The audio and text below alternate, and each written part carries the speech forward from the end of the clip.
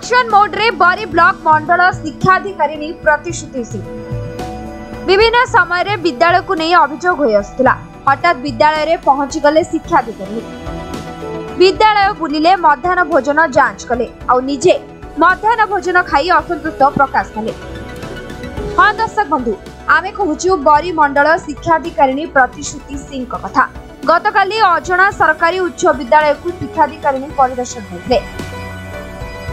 सेठारे पहुंची विद्यालय परिसर पिलांक पाठपढ़ा शौचालय बुली देखिथिले। परे मध्याह्न भोजन हेउथबा परिसर को देखिबा सहित निजे मध्य मध्याह्न भोजन खाई यार मान जांच करथिले। मध्याह्न भोजनर मान सह पारिपार्श्विक स्थिति को नहीं असंतोष प्रकाश करथिले और विद्यालयर प्रधान शिक्षकों को मध्य तागिद करथिले।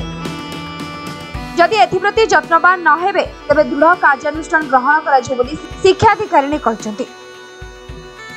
मु अजाण उच्च विद्यालय आसी रत्नगिरी क्लस्टर रे स्कूल रे आज आमे पिला मानकर उपस्थान ता सहित स्कूल रो परिवेश स्वच्छता एमडीएम रो क्वालिटी ए सब विषय रे आमे तर्जमा करितिलु। अजाण विद्यालय रे जने शिक्षक ड्यूटी करि नाहंती ए विषय रे तो मो पाखरे केही एपर्यंत कम्प्लेन आसी ना किसी। जदि भी सेमती कम्प्लेन आसो या उपरे निहाती पदक्षेप नियाजिवो।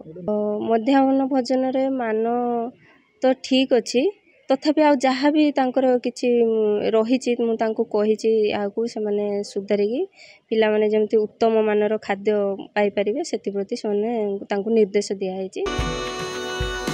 बरीरू स्वतंत्र रिपोर्टर सागर रंजन दौरिया रिपोर्ट समय।